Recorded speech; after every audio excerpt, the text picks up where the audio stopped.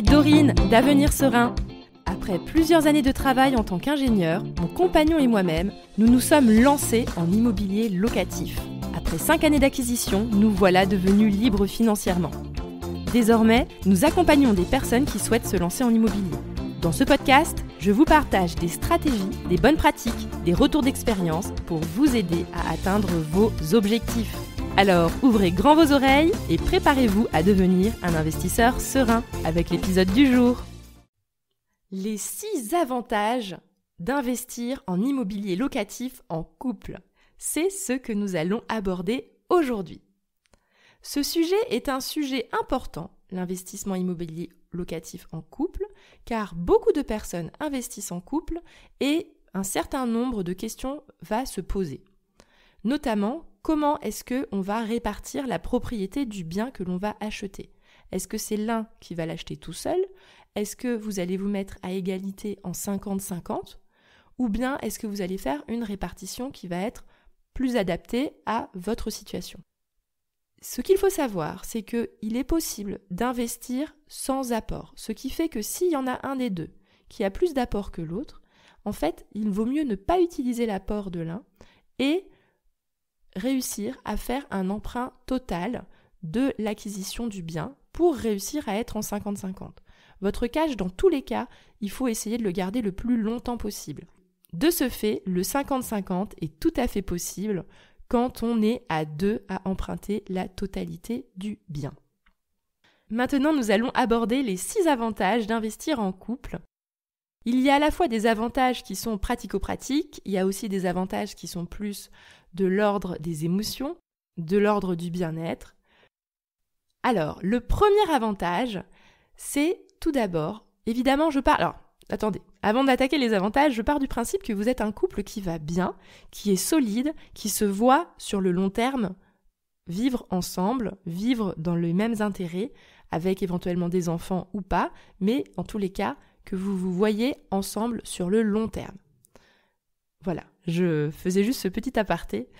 Voilà, c'est comme les enfants, je veux dire, quand on a des enfants et que le couple va mal, il peut que aller plus mal.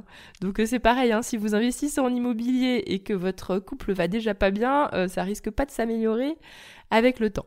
Mais voilà, donc ça dit c'est dit, mais maintenant on attaque du coup les 6 avantages. Donc le premier avantage, c'est la co-construction. La co-construction, c'est quoi ? C'est ce sentiment, quand on est en couple, d'aller ensemble dans la même direction, d'avoir un projet commun et de voir ensemble notre avenir, de se projeter.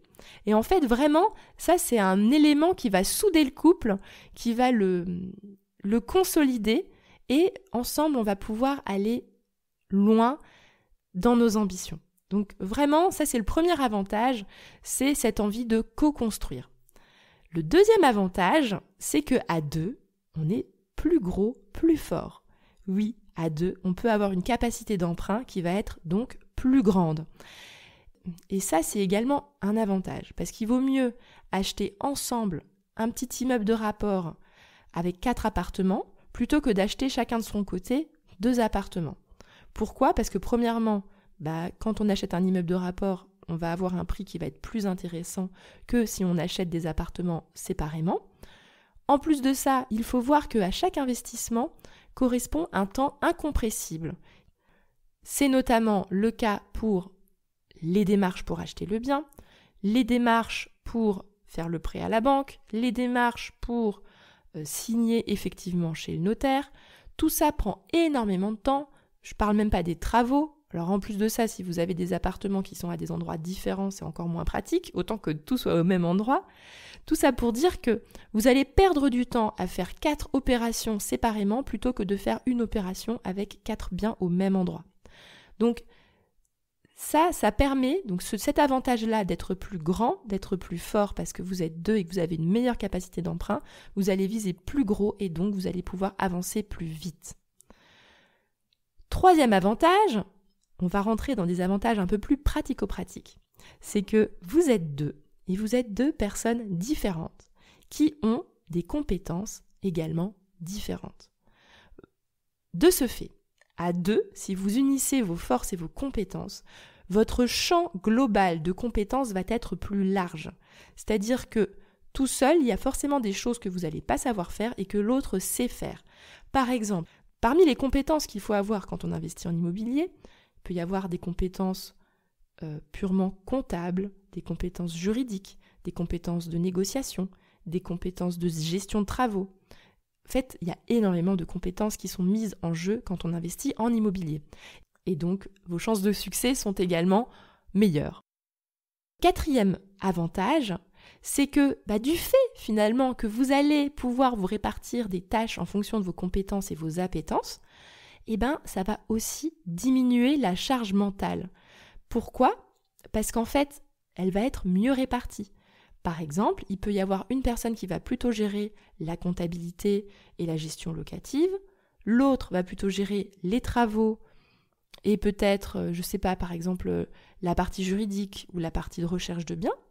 De ce fait, en fait, chacun de votre côté, vous allez avoir votre champ d'action, ce qui fait que finalement, vous allez avoir moins de choses en totalité à penser.